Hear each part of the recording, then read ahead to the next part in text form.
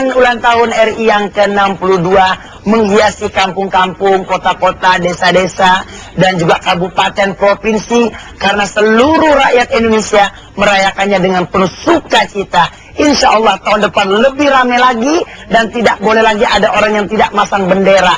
Kemarin ada masang bendera, ada yang kagak, pelit amat sih, cuma merah putih ya. Ya Bapak ya, pada bendera itu bukan cuma hanya kena merah putih, tapi mengambil bendera itu dari untuk memperjuangkan bangsa itu dengan bendera, dengan bambu runcing. Makanya tolong seluruh bangsa Indonesia tahun depan harus serentak pasang bendera di depan rumah. Ingat, ting. Baik, ini kali sahabat saya tepuk tangan untuk Desi Ratnasari.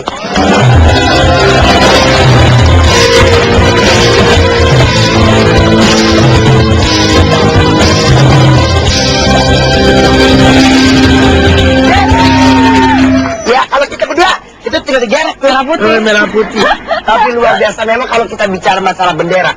Bagi kamu bendera itu apa sih artinya? Lambang dan identitas bangsa kita.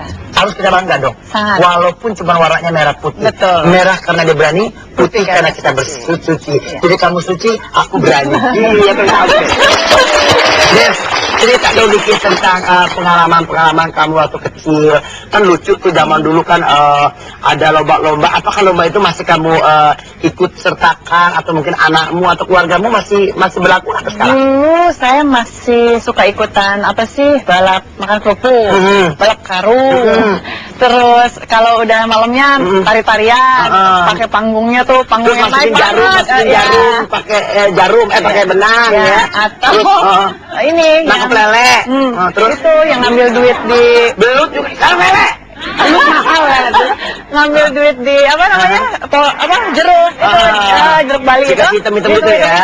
Juara tetap. Oke, kalau kita lihat zaman kamu kan nggak tua-tua amat, artinya dengan sekarang ini apa yang ada nggak perbedaan permainan dulu mungkin, atau orang udah agak sedikit mundur dengan permainan-permainan seperti itu karena mereka lebih senang ya di mall dengan suasana yang lebih ke barat-baratan dibanding dengan bangsa sendiri. Saya rasa ketika dulu saya di Sukabumi, bahkan ketika saya sekarang udah di Jakarta, alhamdulillah masih sama, ada beberapa ritual yang masih dilakukan. Alhamdulillah sekali, waktu 1 tahun sekali, paling tidak itu menyatukan visi kita kembali bahwa kita masih memiliki semangat kemerdekaan kita, masih mengingat jasa para pahlawan melalui acara-acara seperti itu, dan mudah-mudahan sih tidak hanya tanggal 17 Agustus aja ya Bunda ya. Setiap hari kita rayakan. Betul, dan pengennya lagi sih rasa nasionalisme itu jangan hilang. Baik, itu yang paling penting karena kita merasa memiliki negeri ini. Betul. Karena dengan perjuangan yang sudah pahlawan berikan, dengan harta, darah dan juga nyawa, kita harus bersyukur. Betul. Kalau tanpa beliau kita tidak akan pernah seperti ini ya. Ya kalau dulu bisa satu visi untuk memerdekakan Indonesia, kenapa sekarang kita pengen terpisah-pisah gitu? Kenapa pengen hidup sendiri-sendiri? Benar, padahal kan dari Aceh sampai Papua, terus berjajah pulau-pulau. Kalau Madura nggak begitu. Dari Sabang sampai Merauke, trek pulau. Des, era kemerdekaan globalisasi seperti sekarang ini, apa yang bisa kamu lihat, yang kamu rasakan?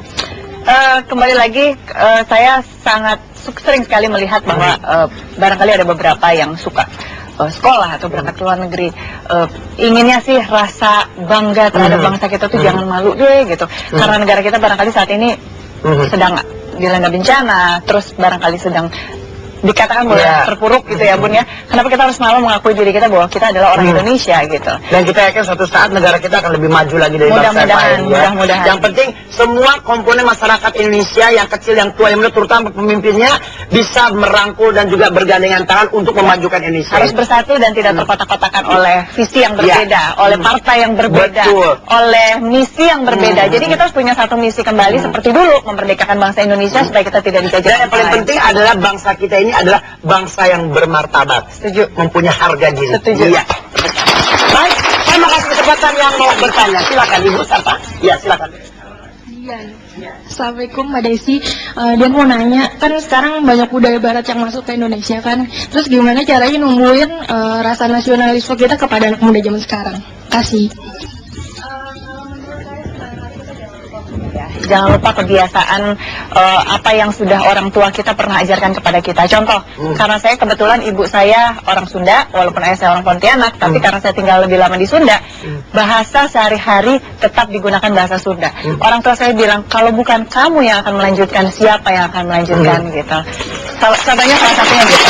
Artinya gini mungkin, ada pepatah yang mengatakan di mana bumi dipijak, di situ langit dijunjung. Ya. Jadi yang paling penting, kita udah nggak bisa lagi membedakan, artinya mengotak-ngotakkan, oh ini orang Jawa, ini orang Sunda, ini orang Aceh. Dan yang paling penting kita adalah bangsa Indonesia. Contoh kayak Bunda, kalau bukan Bunda yang pakai kebaya, siapa lagi yang melestarikan budaya bangsa? Coba contoh Desi, kalau pakai baju putih, satu lagi baju putih. Baik, Des, jangan kemana-mana ya. Ya, nanti boleh. kita kebetulan, alhamdulillah, hari ini kita akan kehadiran seorang menteri yang kita hormati, yaitu Bapak Menpora Dr. Adi Aksa Daud, dan nanti kita akan bincang-bincang sama beliau karena beliau kan Menpora lebih tahu tentang pemuda dan juga beliau pernah menjadi salah satu ketua pemuda pada saat itu. Dan jangan kemana-mana, tetap di Dorce.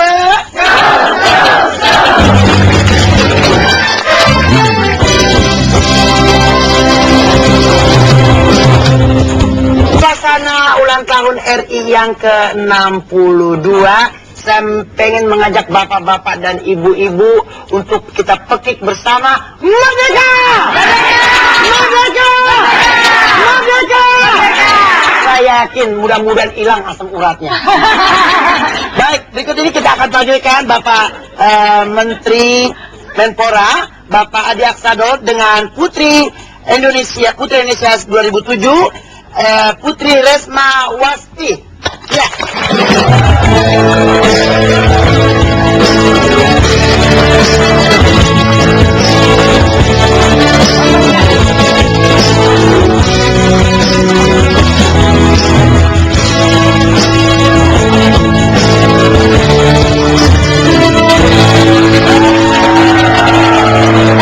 Kita sama menteri kan menjadi jauh-jauh. Aduh, mata-mata bukan bukti. Apa mah colek aja, Pak. Apa kabar Pak Menteri sehat? Alhamdulillah sehat. Alhamdulillah. Pak Menteri, Bapak sendiri sebagai Menpora, apa yang sudah Bapak sumbangkan untuk bangsa dan negara ini, Pak? Iya, hari ini bukan pangkal ujung dari sebuah perjalanan panjang. Ketika saya jadi Menpora, olahraga sedang terpuruk. Ya, kita benahi sistem, kita buat suatu fondasi yang kuat, kita bikin undang-undang, kita bantu kesehatan buat atlet. Sebagai Menteri Olahraga, tentunya olahraga dan pemuda olahraga ya Pak, tentunya. Apa yang sudah Bapak berikan kepada pemuda-pemuda kita untuk bisa mereka lebih mencintai bangsanya dan juga pejuang-pejuang tentunya Pak? Ya, kalau kita punya rumah NKRI ya. Rumah NKRI itu rumah negara kesatuan Indonesia. Di dalamnya ada 33 kamar ya, ada kamar Jawa Barat, ada kamar Kalimantan, Sulawesi dan sebagainya. Tapi anak-anak muda itu jangan berkutat dalam kamar-kamar itu. Dia harus keluar sekali-kali menjaga kamar makan, dapurnya. Karena tugas kita bersama. Nah, dalam era reformasi ini kita terlalu banyak berkutat dalam kamar-kamar itu, terutama partai politik dan sebagainya. Tugas kami itu nation and character building, lakukan kapal pemuda Nusantara, Festival Internasional Pemuda Olahraga Bahari, pertukaran pelajar ke luar negeri, itu domain kita. Kemarin pun 17 Agustus saya bersama Kang Deddy Miswar sama Didi Petet di kaki Gunung Gede, kelompok pencinta alam warna Prasa, Wanadi, semua 17 Agustus itu. Baik. Jadi gitu. Oke, Desi mungkin mau tanya? Udah yang nanya. Ini terus terang saya mau sampaikan.